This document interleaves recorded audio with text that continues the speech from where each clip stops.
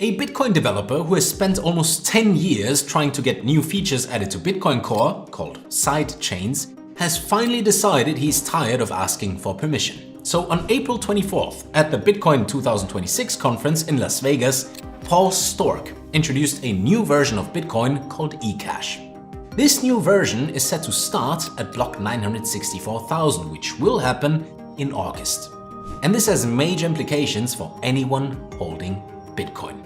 So everyone who holds Bitcoin during block 964,000 will automatically get the same amount of the new eCash on the new chain. But that's not all. 7 sidechains will launch with it. These include a chain that can't be broken by quantum computers and a chain for prediction markets that Sztorc has been working on since 2015. However, the most controversial part is that on the new eCash chain, about 500,000 coins believed to belong to Satoshi would be taken and given to early developers and investors. In just 2 days, the idea got more than 1.5 million views on X. Peter McCormack publicly called it stealing and disrespectful. Bitcoin maxis are demanding that Sztorc should be ignored and shut down. His supporters are calling him the most overlooked builder in the history of Bitcoin.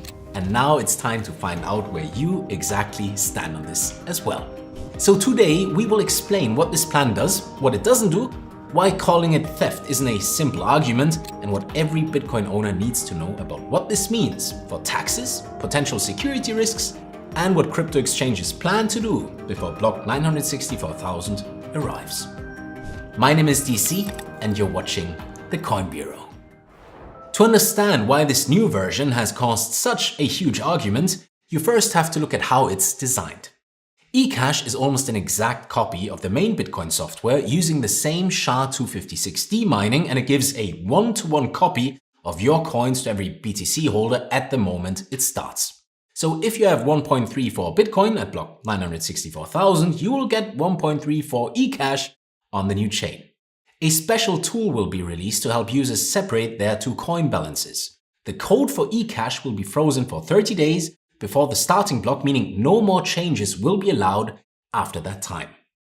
But the way it starts is the most important technical part. The two main proposals, BIP 300, which handles money held by miners, and BIP 301, which allows new ways of mining, are put into place using what Sztorc calls a core unmodified soft fork. This is a fancy way of saying it's a design specifically created to add sidechain features without needing the main Bitcoin developers to approve or add any single line of code. And 7 of these sidechains are planned to go live right at the start. Truthcoin is for prediction markets, CoinShift will be a built-in decentralized exchange, Photon is the quantum-resistant chain, BitAssets is for tokenizing financial assets and NFTs, Bitnames is for decentralized digital identity, then there's a privacy chain similar to Zcash, and there's a 7th slot that hasn't been officially announced yet. Now, Bitcoin is currently worth about $77,000 with a total market value of around $1.55 trillion as I record this video. This huge value is what makes everything about this new version a big financial deal, not just an academic one. And here's the single most important thing to understand in this whole story, which almost every news source is either forgetting to say or actively hiding. The original Bitcoin is completely safe and unchanged by this plan. No actual BTC coins are moved on the original chain. No Bitcoin addresses are changed. No coins are taken, locked up, or given to someone else on the network where you currently hold your Bitcoin. The controversial coin reassignment only happens on a new chain that doesn't exist yet. You might think this difference is just a small technical detail and that calling it theft still makes sense because the new chain copies Bitcoin's history. However, that thought ignores the real, deeper question behind this entire argument. The question is not whether someone is stealing your Bitcoin. No, sir. The real question is whether a new chain, which takes a picture of Bitcoin's ownership history, is morally required to perfectly honor that ownership structure, or if a new network can create its own starting rules that just happen to use an external list of owners as a reference. And that is a genuinely complicated philosophical question, and arguments can be made for both sides. But it's not the same as the theft argument that is currently all over social media, right? Confusing the two is exactly why this debate has become so pointless. And the Satoshi pattern is at the heart of this entire controversy. A cryptographer named Sergio Damian Lerner first spotted this pattern in 2013 by studying about 22,000 blocks, mined between January 2009 and December 2010. This study suggests that a single miner or a very small, very well-coordinated group created about 1.1 million Bitcoin during that time. That holding is worth about $85 billion and has remained untouched for over 15 years. The original eCash plan would have given the addresses linked to Satoshi 600,000 eCash on the new chain, with the remaining 500,000 reassigned to early developers and investors. This was to provide money for the new system and avoid what Sztorc called a zombie launch. But after the huge backlash, with one survey suggesting 80 to 85% opposition on X, Sztorc suggested a second version that would get rid of the coin reassignment completely. As of right now, the final plan is still unconfirmed. And importantly, people like Adam Back have questioned whether the Satoshi attribution is even accurate, arguing that the chaotic early mining activity makes this whole method a guess based on statistics, not a definite proof of who owns the coins. So before you pick a side, remember that the very ownership record being argued over is based on statistical probability, not guaranteed proof. It's hard to overstate how fast the story is actually moving. Sztorc's team is updating documents every week, crypto exchanges are announcing their positions very suddenly, and the technical details for some of the sidechains haven't even been checked by outside security yet. So if you want to stay ahead of these developments, the Coin Bureau Telegram channel is where we share the latest breaking analysis as it happens. The link is in the description below, or you can simply scan the QR code currently displayed on your screen. Okay, the reason this plan exists at all is a 9-year-long story about how Bitcoin is managed that most holders, speculators, and quite frankly market participants usually don't pay any attention to. The basic idea for sidechains came before Sztorc himself. In 2014, a paper by Blockstream suggested pegged sidechains.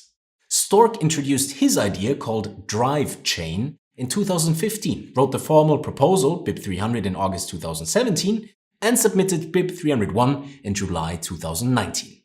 Crucially, his design removed the fraud-proof system from the original Blockstream paper. He replaced it with a system where taking money out of a sidechain requires about 13,150 approvals from miners, gathered over a period of 3 to 6 months.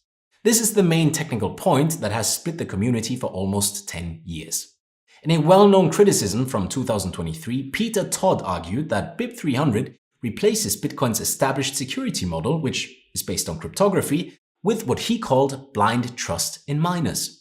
His specific point is that regular Bitcoin transactions are protected by digital signatures that even a majority, a 51% mining attack, can't fake. But BIP300 replaces that unbreakable cryptographic guarantee with just a collection of proof of work from miners.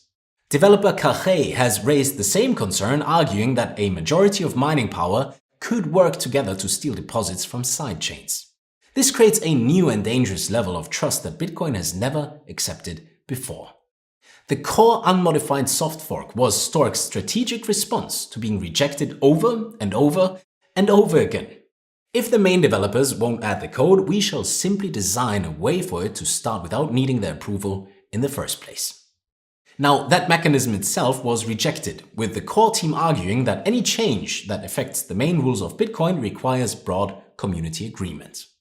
The request to add the code was finally closed in 2024. Major proposals like BIP300 simply don't move forward. You see, this is the part of the story that the maximalist argument of theft completely misses. Sztorc is not just a random person dropping in to steal value from Bitcoin. He's a developer who has spent almost a decade following the official process for making changes. The eCash fork is the result of that process failing to produce any results. Whether you think the cautiousness of the Bitcoin core team is a good thing or an obstacle to legitimate technical work is the real debate. And that debate is not solved by simply calling Sztorc a thief. The 7 sidechains themselves are the part of the plan getting almost no serious attention, and they absolutely should. The timing of the photon chain in particular deserves a very close look.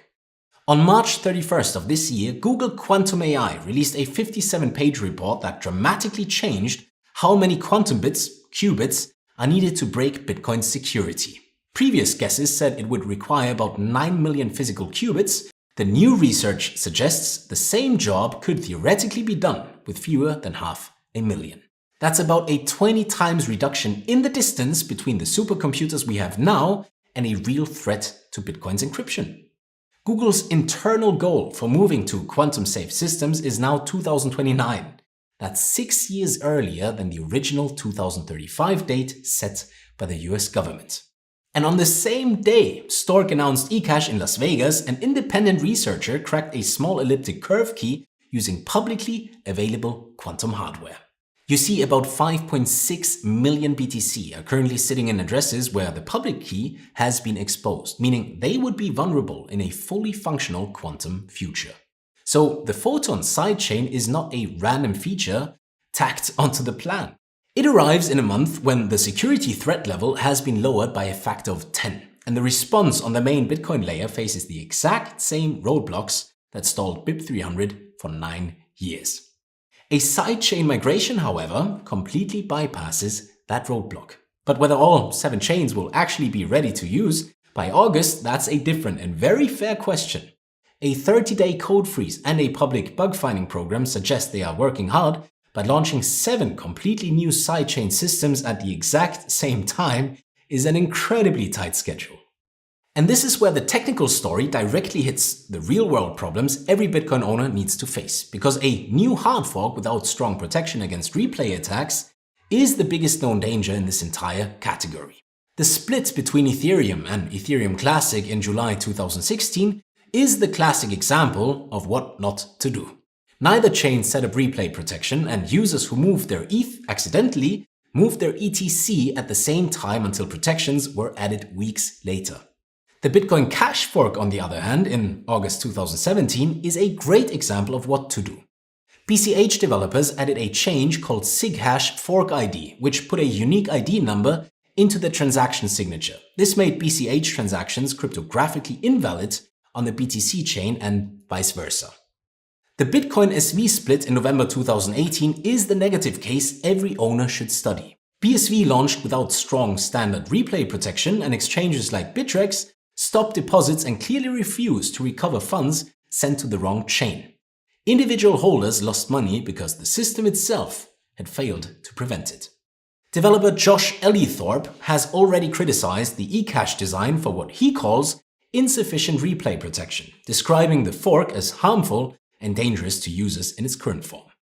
Sztorc has announced a coin splitter tool, but a tool that requires the user to do something is fundamentally less safe than a cryptographic guarantee built into the system itself. So for people who keep their coins in self-custody, the message is clear. Do not make any transactions on either chain immediately after the new chain starts, until you have clearly separated your coins. The best way is to use new transaction outputs created after the fork block as the splitting mechanism. And for people who keep their coins on an exchange, the situation depends entirely on the exchange's public policy. As of today, no major exchange has publicly said whether they will support or reject the airdrop. That silence is important information itself, and any exchange that hasn't made a decision by July should be considered unlikely to support the fork. And then there is the tax problem, which is a consequence almost no owner is ready for.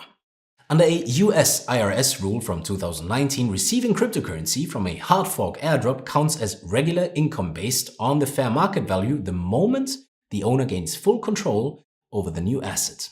The critical word here is can. So if your eCash airdrop lands in a wallet address you control, the IRS says you have a taxable event the moment you can transact those coins, whether you actually want to or not. If any exchange immediately lists eCash at any price above zero, every US holder who received the airdrop owes regular income tax at that price, even if they never touch the new asset. Centralized exchanges are now required to send out tax forms, Form 1099-DA, for the 2025 tax year, which means The income event will be reported whether the holder acknowledges it or not.